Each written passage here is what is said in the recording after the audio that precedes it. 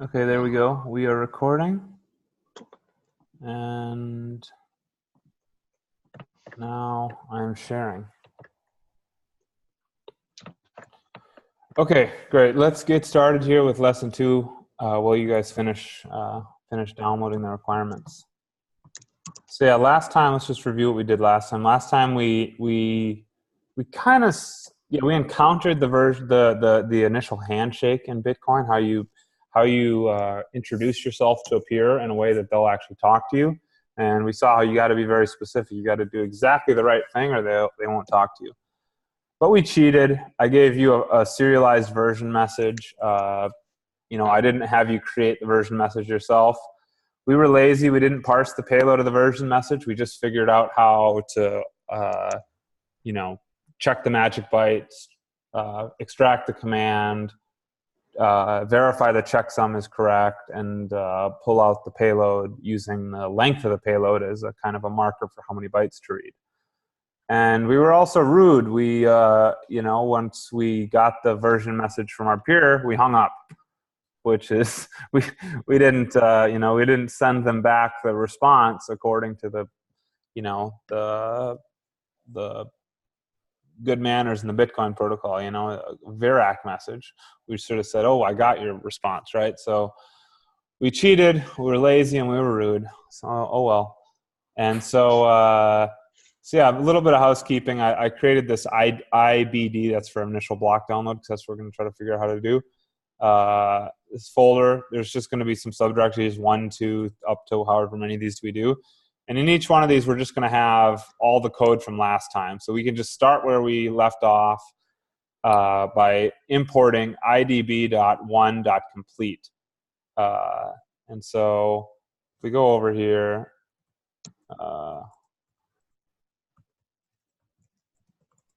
so you see there's a couple of them, and these are some simple things like number or bytes to int, class, packet. I called this, it used to be called message, and I renamed it packet just because we're going to have all these different types of messages like version message, Verac message. It's so hard to figure out what to name things, so that's what it's going to be called for now. I'll probably change the name again, but this is always the hard thing. And so we're also going to do this thing called import auto reload. We're going to do this from now on. It's just like a Jupyter plugin that allows you to change a file on your computer. Like I could go over here, change this file, and then I just have to import it again, and the changes would show up. Like, let's just see that it's working. So, I imported this stuff, and usually if you don't have auto reload on, you can't change files and then re-import them. Like sometimes you can, but it doesn't always work. So, for example, we can put foo equals 1 in here, save it, and then re-import here and say foo, and it's 1, it shows up. So it just allows us to kind of, now that we're going to have some of these folders, some files on our computer that we're going to be importing, it just allows us to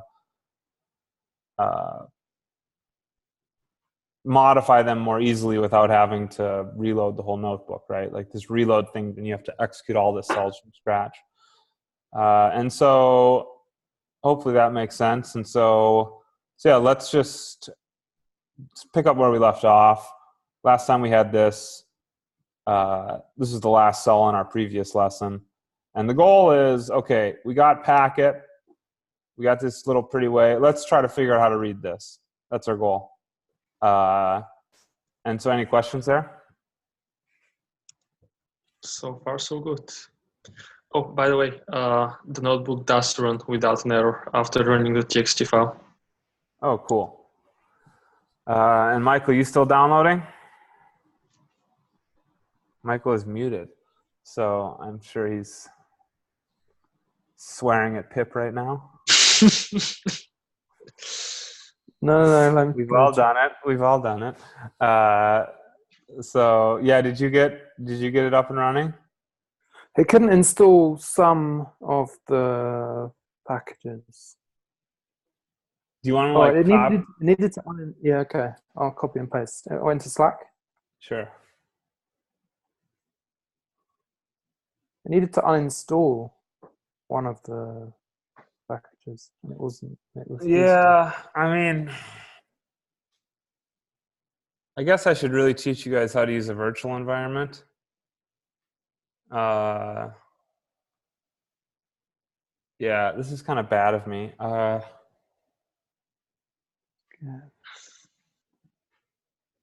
Let's do this. Do you mean like a VM?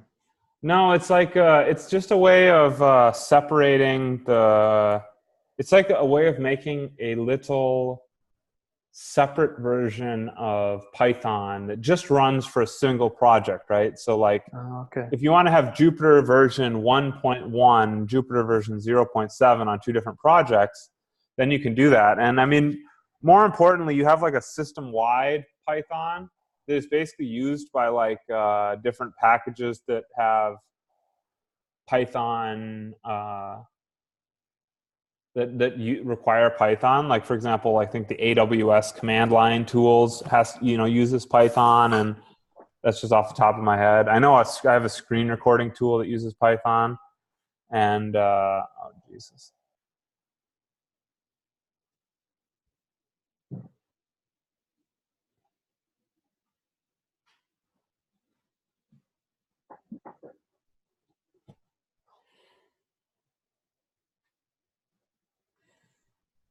I don't even think I'm involved with.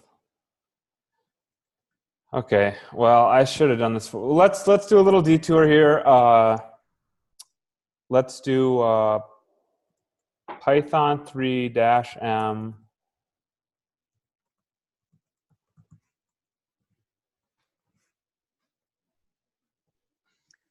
Do you want to continue with the lesson, or Let's pause the recording, or what? Yeah, probably. I was thinking I could go back to and edit it later, but that's probably beyond me.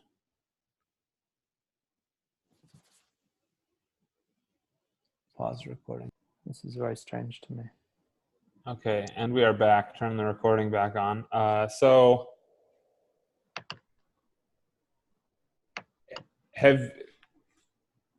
okay, so we're all good. We're ready to proceed? Yep. Yes. Cool. So yeah, finding our place. We're back at yeah. So we created this thing, right? And we had it printed out in a pretty little table. Oh my God, look at how beautiful that little table is. And so here's this payload, still kind of indecipherable. I think that's the word. We can't understand this yet. So we gotta figure out how to read this. And the whole reason we're doing this, we want to be able to do a version handshake and communicate with our peer from scratch. We want to be able to do that. And then once we do that, then we'll start downloading blocks, right? Which is where we eventually want to get, downloading a bunch of blocks. And so see, I just make a message. If you want to read this, it tells you how I made this pretty little table. And so, yeah, let's go. If we go back to the protocol documentation, here's the link, but I got a chart in the notebook. We want to, this should look familiar from the message structure that we looked at last time, right? Last time we dealt mostly with this guy, right? A little table. I'm going to make the screen a little bigger so the recording. Yeah, so the last time we dealt with this guy, and it's a little simpler, fewer data types, right? We only had three data types, and mostly they're just characters and integers. But now this time, we're dealing with a whole bunch of stuff, right? So we have some familiar data types. So let's look at the description first, so just kind of we know what we're getting into. So here's a version. So this is a number that identifies the protocol version being used. Okay, that's interesting, by the peer, right? Because the whole purpose of the version handshake is to figure out, okay, which version of the software are we using, and then we'll just set it so we'll speak the lowest version of the two, so that we are kind of compatible. We're just trying to ensure that we're compatible with our remote node. And so here's services. Like, this is what I can do. These are like the services I offer. For a little more detail on that, we can pull up the thing. So here's, node network can be asked for full blocks instead of just headers, right? Like, so a SPV client would probably just have headers, if I understand correctly. Not sure though. And so here's get UTXO, get Bloom, get Node Witness, Node Network Limited. I don't know what any of these mean, to be honest, but if you read these BIPs, they'll tell you, right? So for that one, so here's a new flag, right? And so that's from 2016, kind of interesting. So yeah, I mean, this is something we'll maybe someday understand. But so that's what these services mean. And it's interesting, it's a bit field, right? So it's an integer, but it's a bit field. I didn't know what a bit field was before this, but we'll learn here. So the timestamp is just like a Linux timestamp. We'll get into that. Here's network adder. It's like its own special new type, which has time, services again, so the same services we saw here. And then it has an actual IP address and then a port. So there's that. Okay. There's a not. Okay, that's nice. That's just a simple integer, and it actually means an integer, right? So like, here's an integer, unsigned 64-bit integer, but it doesn't mean an integer. It means a bit field. Or like, it's interpreted. You sort of have to interpret it a little bit different than just a number. And this is just a number, which is a little simpler. And now we have a user agent, right? var stir. What the hell is that? So let's open that up. Variable length string. Variable length string can be stored using a variable length integer followed by the string itself. Okay. So this is basically like how the payload was stored in the kind of the network. Where is it?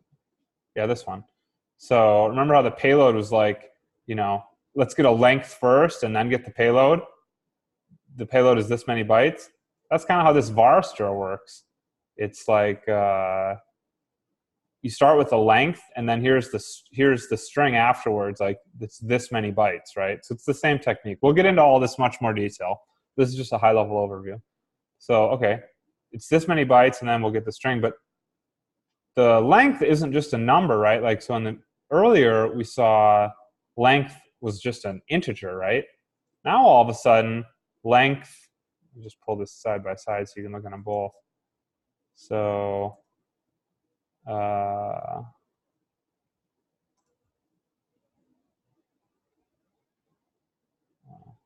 this is problems. Variable length string. Okay, so just so you can see them both side by side. So length used to just be a unsigned 32-bit integer. Now it's varint. That's weird. So what's varint? Varint is basically just it's the same kind of idea as like you kind of look at the first byte, and then depending on what it is, you can figure out if there are more bytes. So if the first byte is less than this, like this is like 254 or something, if it's less than this, interpret it as that byte. If it's less than this, basically if it's equal to this, then it's read another 2 bytes.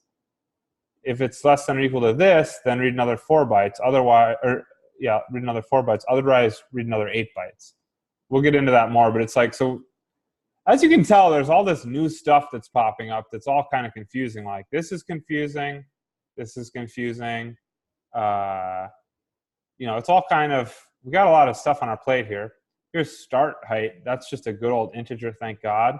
And here's relay, which is just a bool, which basically just means 1 or 0. So it's like a new type, but it's probably simpler than an integer. It's just 1 or 0. So I'll pause there. Any questions? And obviously we haven't covered any of this in detail, so it's really high level so far. But any questions? I'm good. Sounds good. So yeah, so that's where we're at. So we have some old types like ints. You know, we dealt with ints, right? We wrote a bytes to int helper function that could handle these. We have some new types. Yeah, here, this is a little better.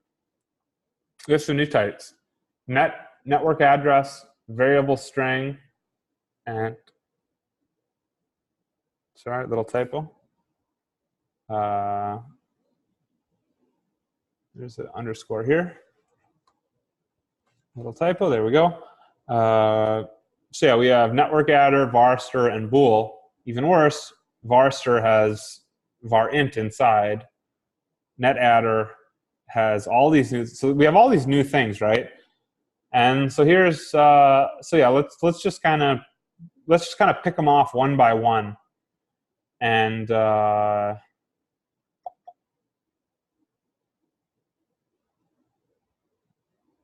yeah. So here's kind of a little outline of what we want the version message. So we're going to implement a new class called version message, right? It's going to be pretty similar to the well, I can show it here. Remember last time we made this kind of packet class where we had the command. Here's the magic. Here's the command. Payload length, checksum, payload. That was what we did last time. So it's going to be pretty similar.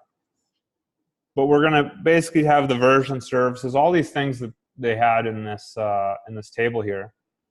And then we're going to similarly write this from bytes class method that can just take a byte string and just return a correct instances of version message, right? And so I wrote some kind of pseudocode in here. So like, yeah, so version, remember version is an int, right? So let's just read int, right?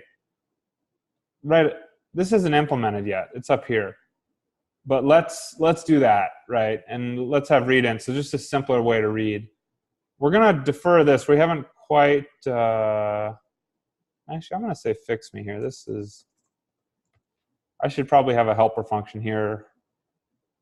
And here's, so the user agent, remember that was the varster, user agent, varster, variable length string. And so let's make a little helper function for that, and then one for read bool, read boolean. And so there we go. We have var int, or we have read int, and then we have varster, which requires var int, and then we had read bool. So this is just kind of like a high-level translation of the data types in this table into like a Python class. And it should look basically the same as last time. And the one other thing is, this is like a class level attribute that gets set when you instantiate the class. And so every version message is going to have this. And so, you know, later on when we're dealing with a bunch of different messages, we could write code like this, you know, if message dot command equals, you know,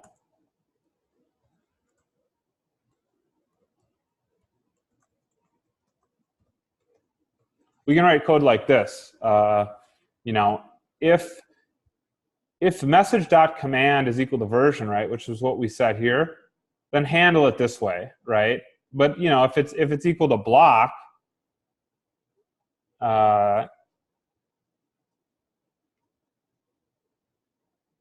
sorry, this is kind of pseudocode, but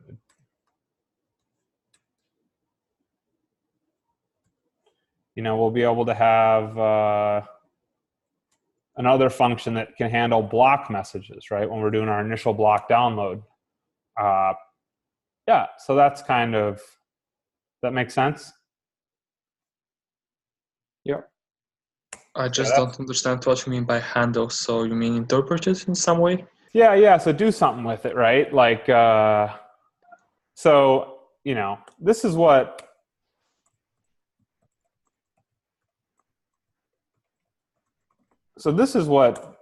version message would probably do. It would probably be like, you know,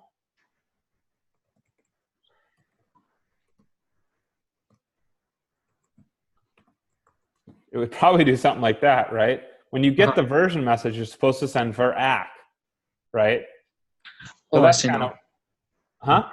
Yes, I see now. I see what you mean now. And so handle block would be like, you know, database.save or something, you know, like it would just like record this block and however we're going to save it, and like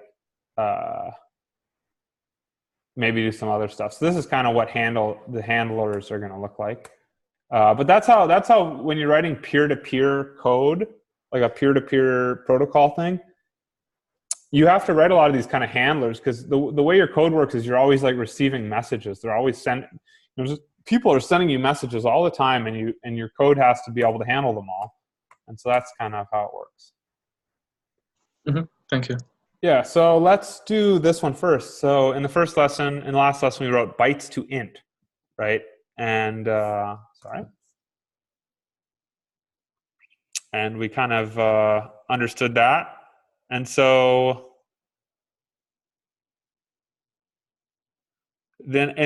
so here's an exercise for you guys. Last time I let you off easy, right? I didn't give you any exercises during the lesson. This is your first exercise. So what we want to do is we want to write a readInt function that it's just a simple helper. Like it will, if you remember last time, it'll basically do the same thing as bytes to int did, but it'll read n bytes, and then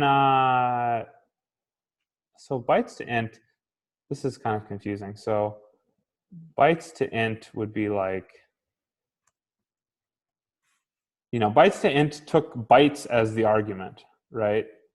And so let's just kind of make that a little clearer. So bytes to int took bytes as an argument. What I want you to do is write a function that takes it takes like a, let me see here. This is a little,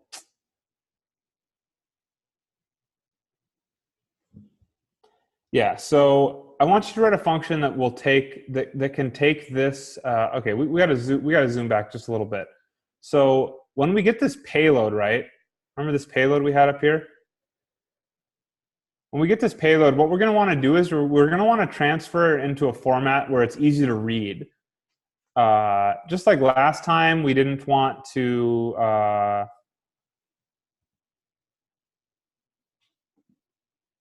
me just pull up an example here. Remember how last time we ended up doing all this crap and it was really confusing because we're just trying to read like a number of bytes at a time, and it got really hard to do. And so we found a way to just be able to go like .recv, you know, just call the socket to get n bytes. So we're going to do the same thing. We're going to change, every time we get one of these things, we're going to change it into this bytes.io object. So I'm just going to let's see here.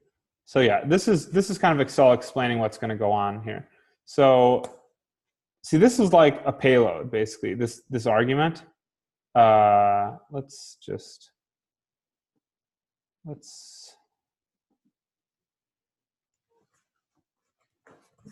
this a little clearer. Payload equals that. So it's just a payload from one of these network messages, right? And so this is what we're going to do every time. We're going to import this thing called bytes.io. It's just like a little helper class in Python that makes it a little easier to read these byte strings, right? Because this is hard to read. And it read in terms of a program, like, you know, you gotta, if you want to do that with indexes, it's really hard. So what you do is you just kind of instantiate a bytes.io object, and then when you run this, you can do read of 10, and it'll read these first 10 characters, right? It's about like right there, a little more, I guess. And so it'll read 10 characters, and that's really great because that's what we're doing here with our version message, right? We want to read n characters at a time. So here's the exercise. I want you to fill this in here where you can do basically read int of, you could like take the first n bytes of this and read it and interpret it as an integer. So yeah, it's a little hopefully that kind of makes sense, but what would you do here to do that?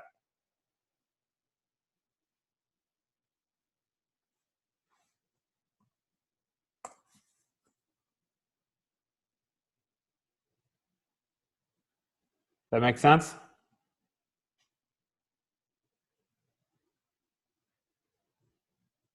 You guys still with me?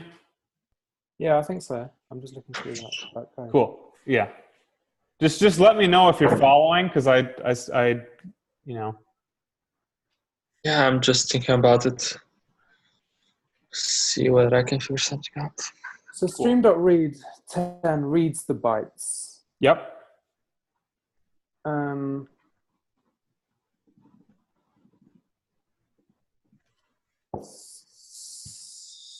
then once you have bytes, how do you get them to be an integer? We need to pass it into readInt. Not readInt, because readInt takes a stream as its argument. It takes one of these bytes IO objects. And so there's another function we have that will take bytes and turn them into an int. What is that? It's something we wrote last time. I'd need to go and look in the lesson. That's fine. Look it up. In programming, you're always looking it up. You don't ever have to remember anything, pretty much.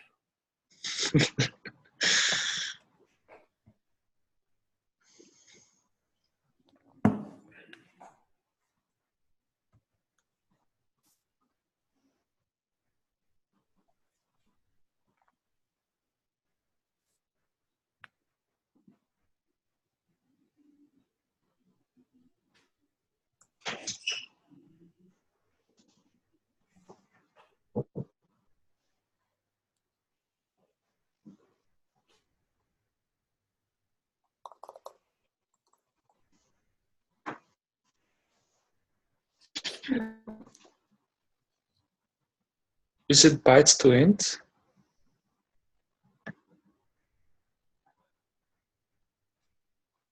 There is, try it.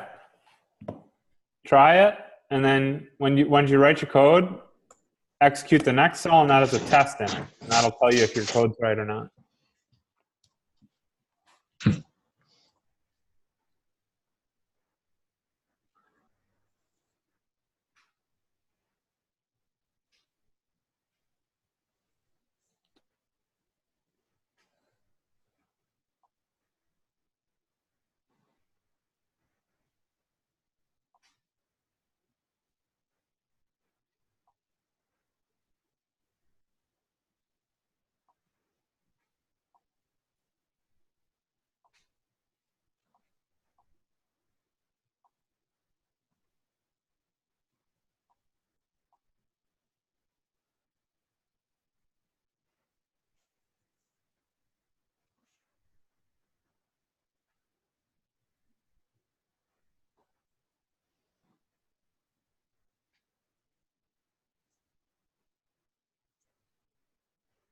So you need to pass in. So yeah, bytes to ints, but that passes in bytes in little endian, right?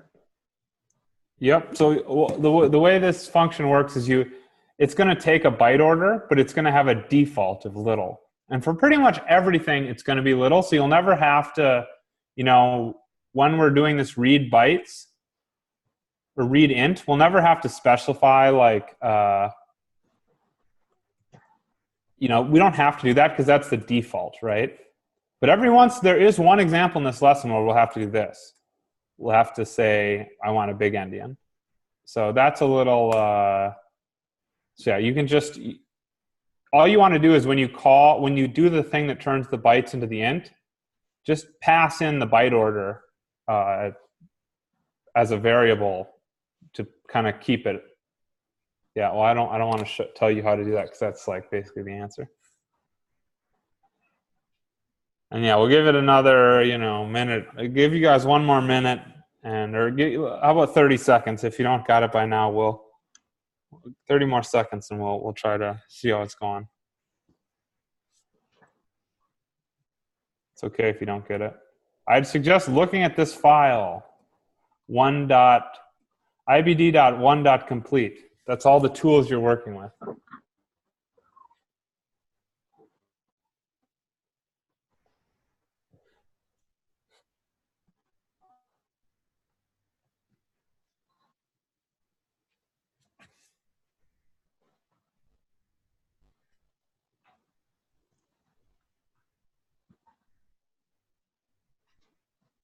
Mhm.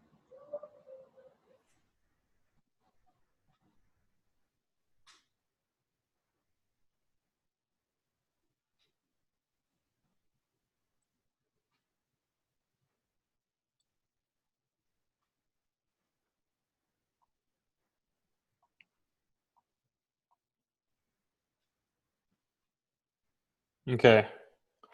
Well, where are we at?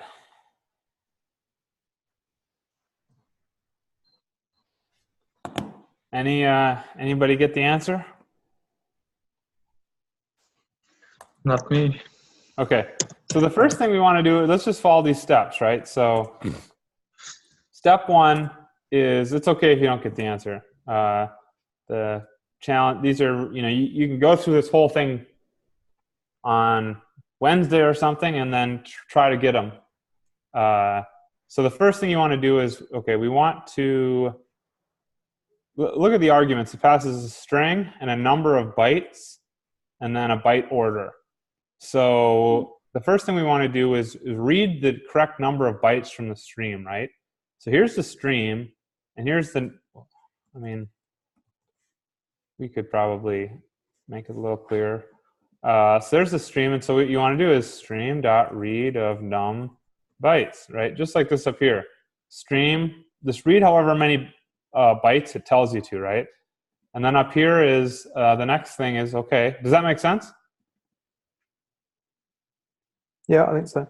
Yeah, the first thing we're doing is just going to read the bytes. Like basically this function, all I'm asking you to do is do two things that we were doing separately, right? You could do separately. Read and then interpret it as an integer, right?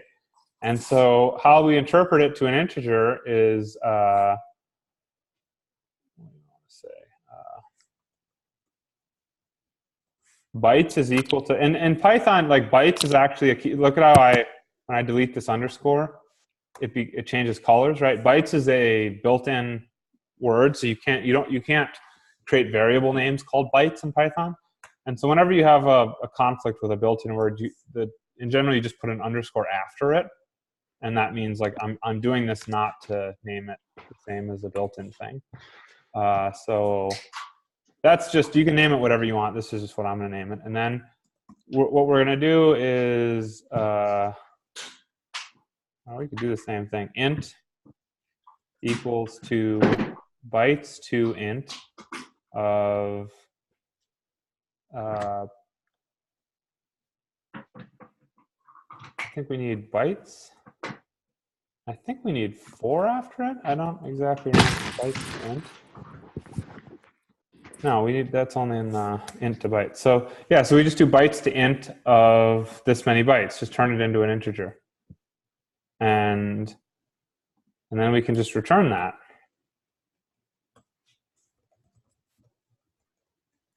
And let's see if we pass the test. Okay. Did I screw something up? Bytes to int.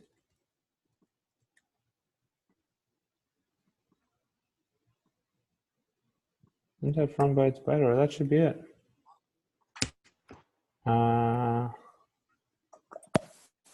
Let's see.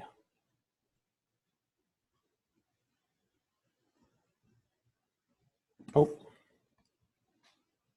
We should do.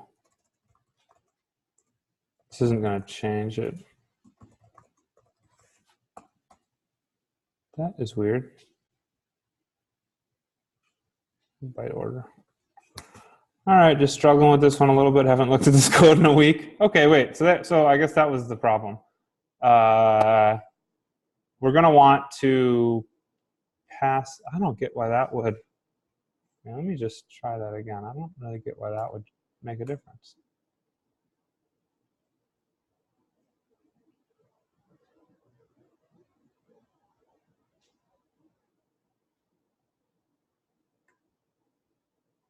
Oh, okay. Yeah, that makes sense. So in the unit test here, I'm going to test a little endian and a big endian, right? I was just assuming we were doing it on this one, which is always going to be little endian. So yeah, the correct answer you have to pass in. It gives you a byte order here. as an argument. And if you look at the thing we wrote last time, bytes to int, right? It takes byte order as an argument. So we're going to want to just pass that down into this. Does that kind of make sense? Whatever we're told here, we're going to want to just propagate it, right? And so if someone gives us big, which is what happens in this unit test, we're going to want to send it down into bytes to int so that it'll know to interpret it as a big endian order. Does that make sense? Any questions? Is that confusing? Yes, a little bit. Yeah, it sounds like you're confused.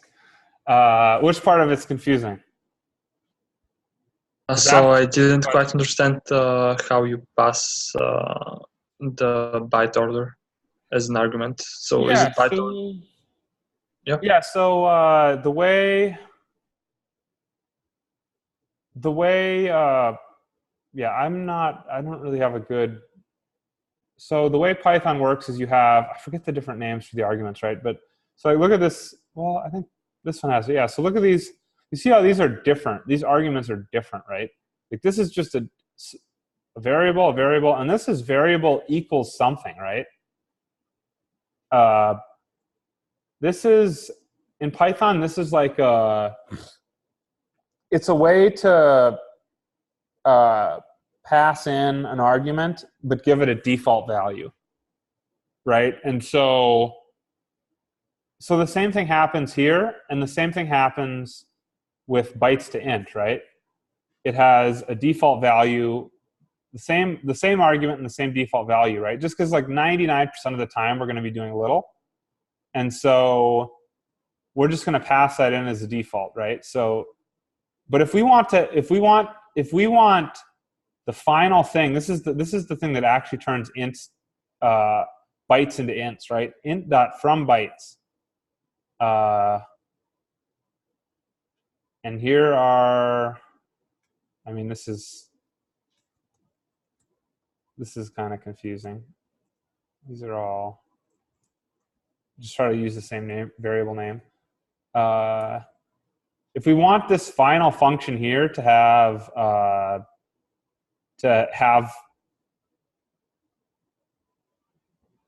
whatever, yeah, how do I explain this? Like we want, when this gets executed, we want this value to be the same as like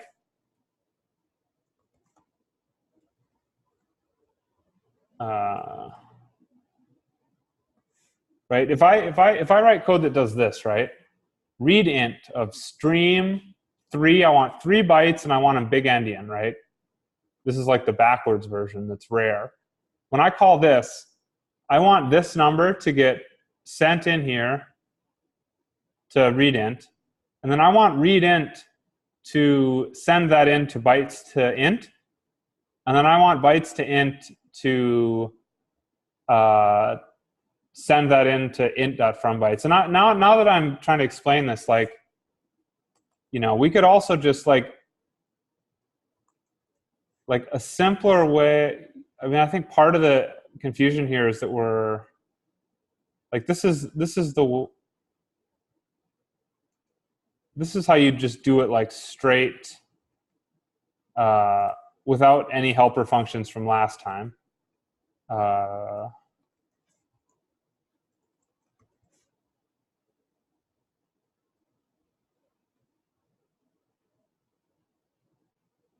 Yeah, like these two are identical. We just made this bytes to int just because it was a little easier to remember than int.fromBytes. And we have like every one of our helper functions is this sort, like something to something when we're transforming things. Okay, does that make sense? I feel like I'm kind of digging a hole here. Is this making any sense? Yeah, that's you're basically jumping from function to function, passing it around until it gets Yeah, exactly. You're just trying to get this default variable sent in like a couple levels deep in a function call. And so, yeah, so if we fail to do this, right? If we failed to do this, then bytes to int would always just have byte order as little, right? Because that's the default variable, right? And so now it's no longer just hard coded. It's no longer even useful anymore. So that's why we have to pass this in. We have to make sure that whatever we send up here gets passed into the bottom layer. Is that good? Yeah. Cool. Michael, any questions? No, I just need to revise those functions. Cool. And yeah, so did I make a note of this? Oh, by the way, this module tabulate that needs to be imported for the second lesson. I guess I need to install it if I don't have it. The hell? I thought we did that already. So well, that's the same problem I was having. So I think yeah, just need to do the same thing that I did. Okay. Now I see where the problem was. All right. Then I didn't even realize that I don't have it. But yeah, I did run the .txt file as you instructed, Justin. So. Are you in the virtual environment? Did you run, like what happens when you type out which Python? All right. Give me a second.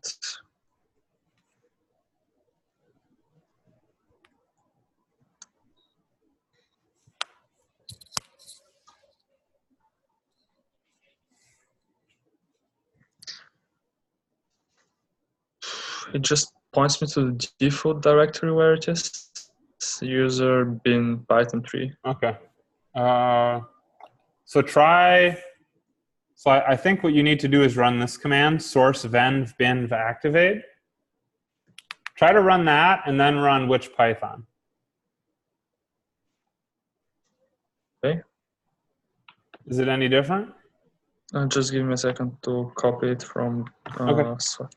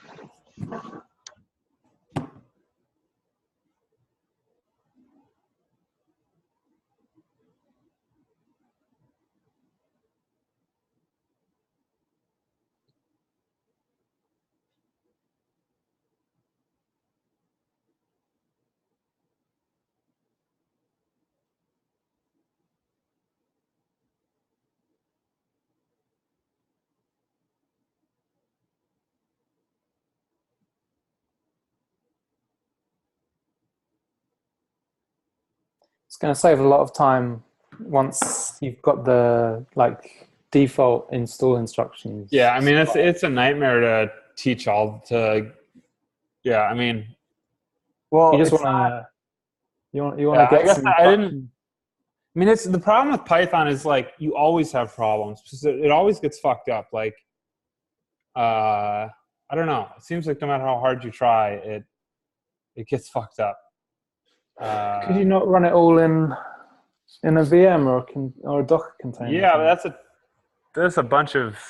that's kind of a pain in the ass. And that's what I was trying to do with the hosted one. Like that runs in a Docker container on another computer, and that would be better. So yeah, eventually I got to figure out a better option.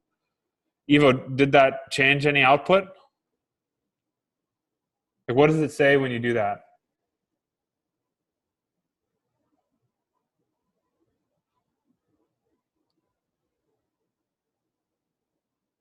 Oh yeah, Evo's on. No, yeah. So Evo's on Windows, right? So that was his problem.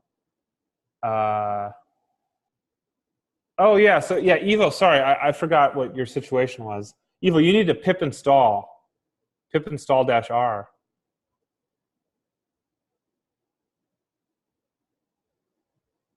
Evo. You there, Evo?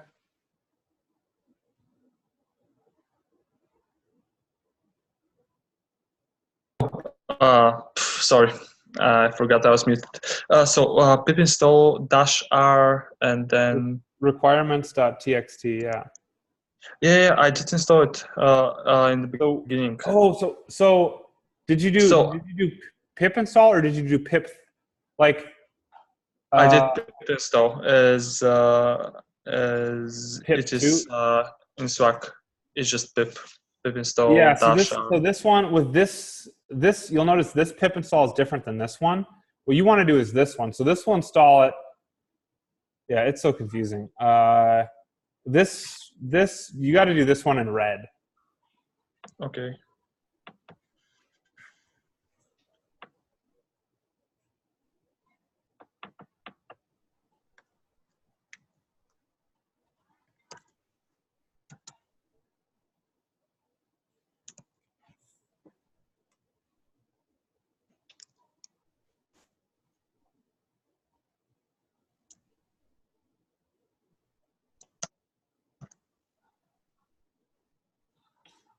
And Michael, putting it in Docker is not always an improvement either, because like I did a meetup a while back where we had everyone install a Docker project, and by the end of the meetup, only like two of the people, or only one of the people, actually completed it because everyone else had trouble installing Docker. So it's like Docker's not so easy to install either.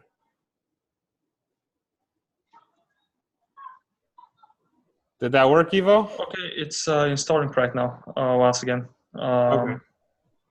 So I have to wait, and so yeah, once it's installed, I'll launch the Jupyter Notebook again and see what happens. Cool. All right. Well, let's just go ahead, and you won't be able to run the test here for the next thing. So here's what I was going to show you is we have this file. A file with the answers. So here's a little link to it. Yeah, so this is the answers to every question. So, maybe, if you're stuck, you can look at what the answer is. What an answer is. Your answer might not have to be the same, but that has some examples. So let's do the same thing for read version, right? It's going to be about the same as we did last, or it's going to call this function we just wrote, right? Read int. But we're going to use that read int function to read this version. So how would we do that? This is just like one line of code, one very short line of code. So yeah, can you write it here and get these tests to pass? I'll give you 30 seconds. I'm going to start timing it.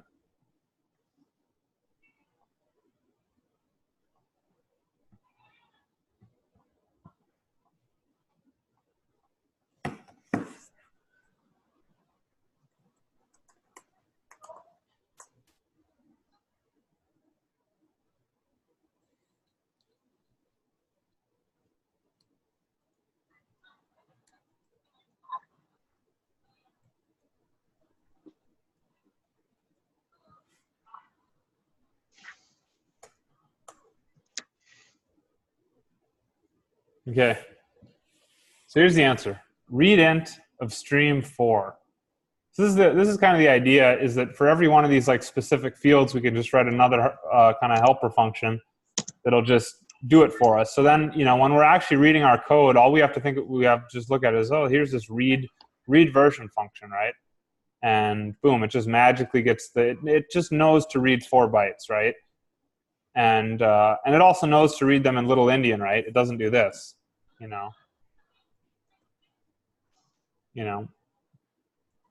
It doesn't do any other byte order. It just says, I'm just going to keep the Little Endian byte order. So hopefully that one, did you guys get that one? Does it make sense? Yeah, it does. Cool. So let's go on to the next one. So we wrote something where we can read the version number. So now here's a tricky question. Let's try to take a stream, and hint, you're going to want to read the version number out of this, and then you're going to want to try to interpret the version number, saying like, okay, can this node send a Pong message, right? So here's the Pong message in the protocol documentation. Here it is. It's just you send it in response to a ping, in recent ones, it's just a way for your peers to check if you're awake or not. And so you just send a little knot, some random number, back to your peer. It's just, are you awake? Because you don't want to stay connected to peers who are gone, who have disconnected. So that's how Ken's. That's what we're going to want to basically see if they can do that, right? Like, can I send them a ping, and they'll respond back with a pong? And so, hint, hint.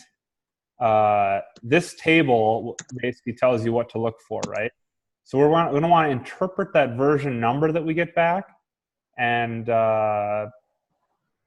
return true or false whether they can read the, respond with send a pong message. I'll give you a minute for this one. Just a second, I'll be right back.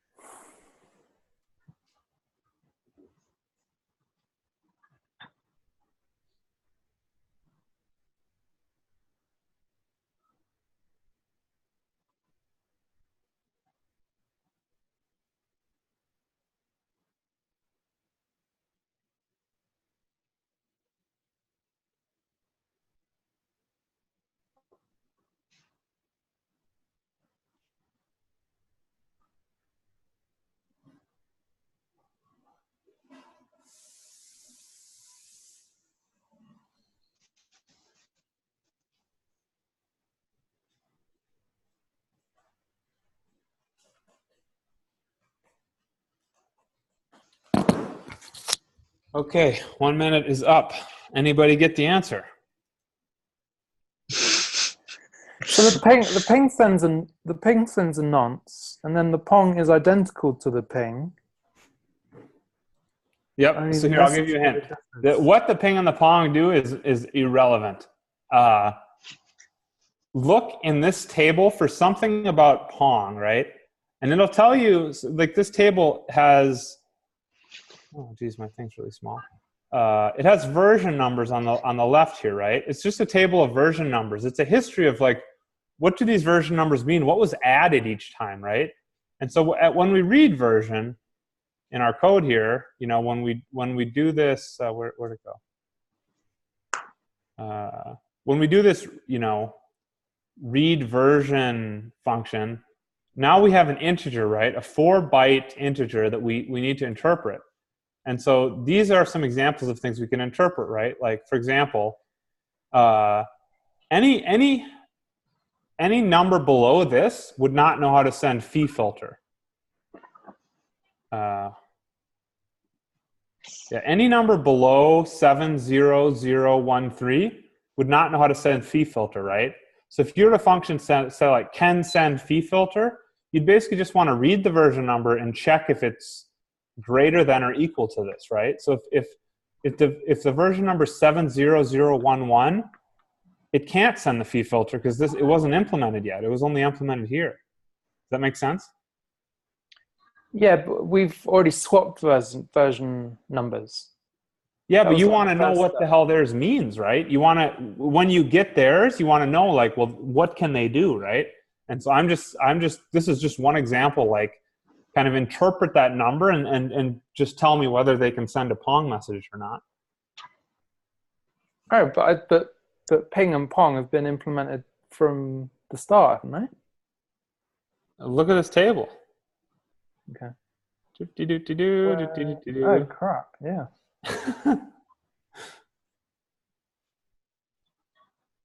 So which table are you in? Because I can't find the table you're in.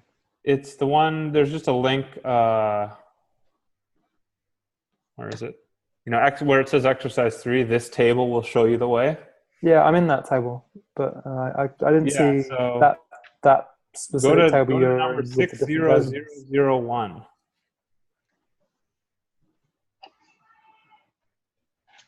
Where? So in this table, if you just search for 60001 or just search for Pong, there's an entry in the table corresponding to the Pong message.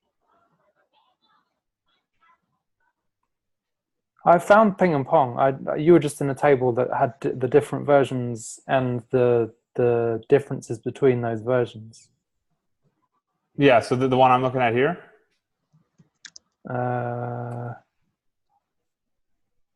Yes. You want to know how to find this one? Yeah. Yeah, so it's protocol just, version. Oops. You want to just open this link here, this table.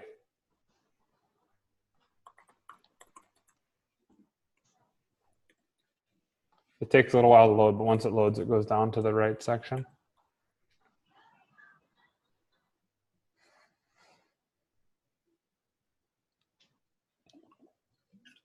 Does that make sense?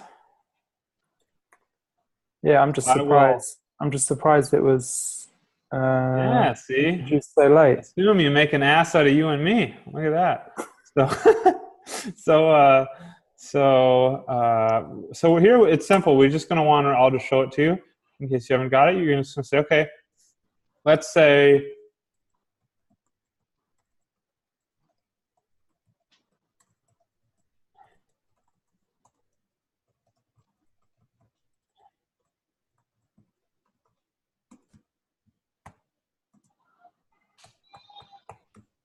I think that was the number.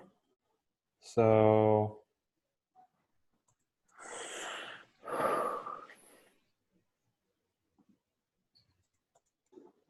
okay, there you go. So that's how, so like, here we go. We have this version number, right? It's like, what the hell does it mean? Well, here's an example of like how we can interpret it, right? We just say, read the version message first, right? Now we have a version message. Well, let's compare it with this number. We know that this number means this is the number that Pongs were added at, right? So if our peer's version number is that or above, we know that they know how to send a Pong message. They can play ping and Pong. They can do those. But if you have one that's like 5, that guy can't send ping and Pong. He doesn't know those messages. He doesn't have the code to handle them or to send them. So yeah, any questions about that? No, it's all right. But I think that for me at least the problem is that I'm not really familiar with all the helper functions yet, so that really slows you down. The helper functions? Yeah, so that's fine. I mean, I'm not expecting you to like get all the answers right. This is just more like the part of the problem is last lesson we didn't have any exercises.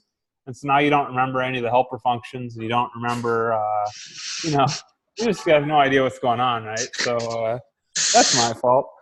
And but yeah, like the idea with the notebook though is you can go back and play with it. Like you can go back and kind of understand this stuff and try to write it, try to figure out how you could send, could learn something else from a version number.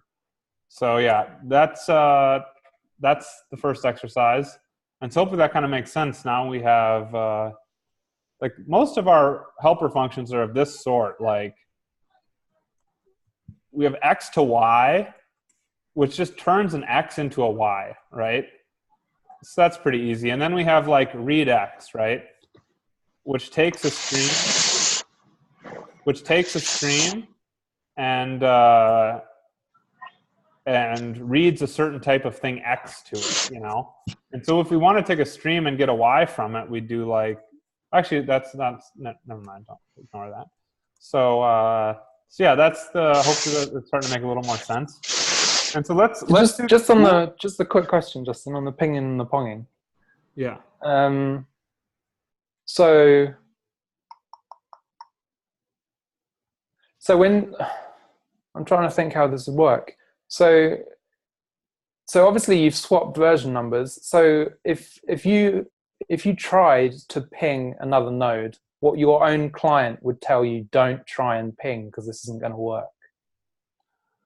Well, so I actually don't know exactly. Like, so what it also says is added nonce to the ping field. So I suspect ping existed before.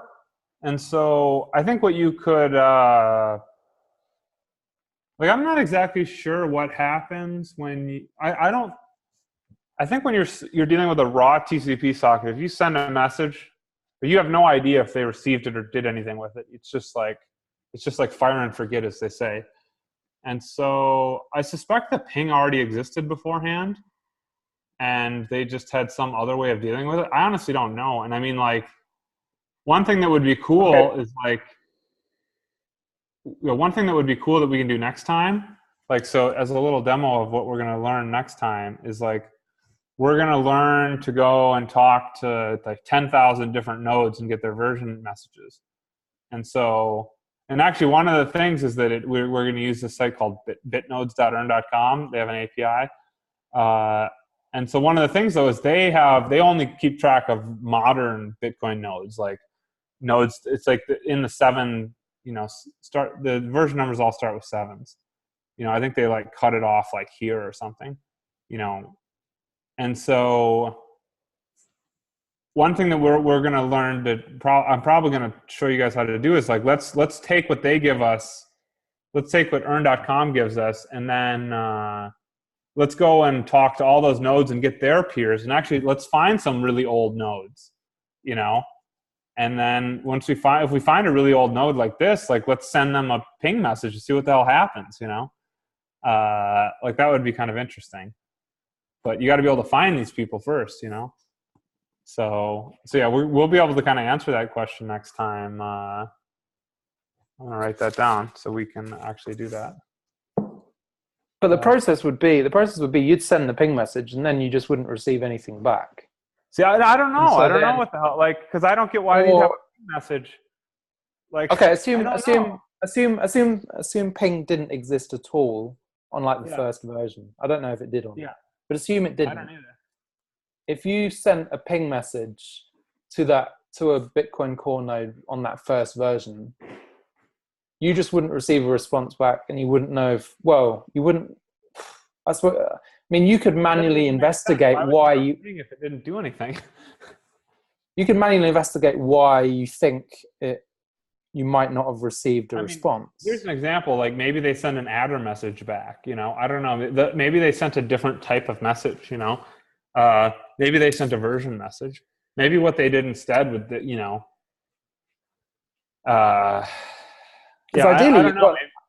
ideally you'd want your client to tell you this isn't going to work because you're trying to ping a node with the early version that really that like you wouldn't want you'd want it to be able to do that, but just like in normal operation of your full node or whatever, it would just never send ping messages to people who can't. Like that code path that does like send ping to old node would just never execute because it would catch it beforehand, Yeah, but exactly. if you wanted to do it on the CLI or something, it would let you. Well, you can't send these messages on the CLI, I don't think, but yeah, I don't know. Hopefully, we'll look into it a little more. So Boolean fields. So let's just do this one and then call it a day, and maybe pick back up tomorrow. And we'll get to the point tomorrow. We'll get to the point where we can actually read a full version. Like this is the last thing we do, right? We got this whole beautiful version message. We can decode the whole friggin' thing. Amazing, right? Although that shouldn't be none. What the hell? That doesn't make sense. Anyway, maybe that's a bug. Let's do this one last one, and then we'll call it a day. Does that sound good? Yep. Okay, so read Boolean fields. This is pretty simple. It's basically just an integer, and we interpret it as a Boolean. So this is what I want. And so in Python, it's kind of interesting. If you execute this code, let's just try it. 1 equals true and 0 equals false is actually a true statement in Python. Like true is just some sort of like a little, true and false Booleans are basically just 1s and 0s, but just for readability sake, because right, the whole, one of the big stresses in Python is to make it really readable and understandable. And so they make a separate thing. So, if you're talking about is it on or off, you have this separate class of things.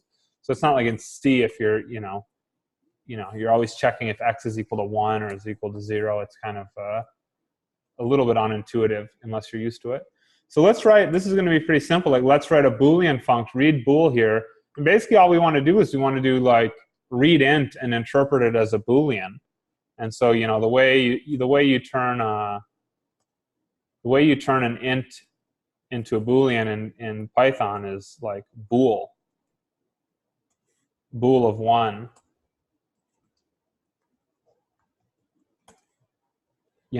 That's the way you do it. So you're just going to basically want to combine bool and read int, and hopefully that'll work.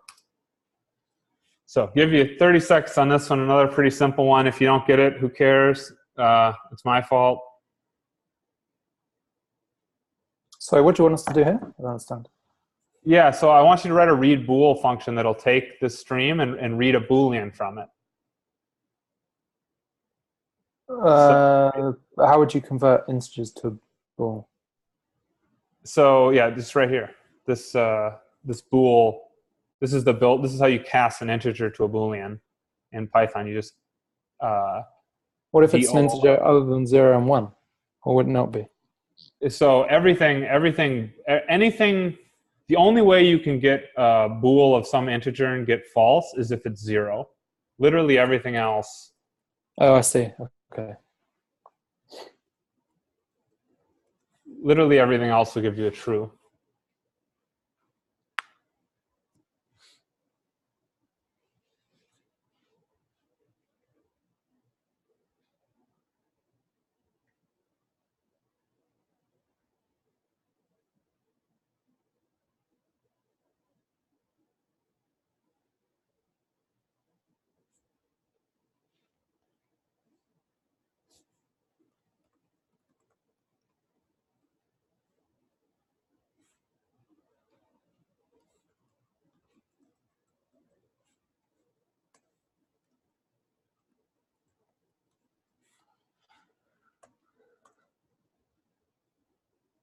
Okay, so here is the deal.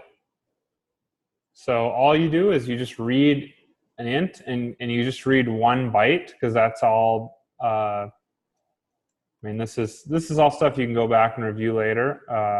If it's not making sense, don't worry. So we want relay bool. I guess it doesn't actually say. It doesn't say. Yeah, it doesn't give anything more, but it's just it's just 1 byte, because it's either 1 or 0. So you're obviously not going to encode that as more than 1 byte. So you just want to, when you call read int, you want just read from this stream and read 1 byte, and then you just return you turn it into a Boolean. And then good, you test pass. Yep. Any questions on that? No. Yeah, so I mean, this is if it's a little bit of a pain in the ass with all these helper functions, I'm sorry, but it's just kind of, we have to assemble all these building blocks kind of in order to, this is a difficult task to get all this, to be able to decode these fancy messages. And once we have all these helper functions, we'll be able to use them over and over and over again every single time we want to define a new class, right? This is the hardest, this is going to be the hardest one, because everything we're doing here is new, right? In order to write this class, every one of these has to, define something new. But next time, once we do blocks, it'll be a little easier. So yeah, that, we good there? Yep. Yes, thank you. Cool. Well, yeah, let's talk next time. Let's talk. Do you want to do it again noon tomorrow? Yeah, works for me. Uh-huh. Okay, cool.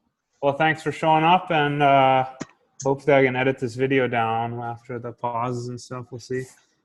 All right, thanks. See you guys. There's a couple of things like me and Evo should do. One is like really ensure that we get the Jupyter notebook working Mm-hmm. and like communicating with you on Slack until we've got, because otherwise we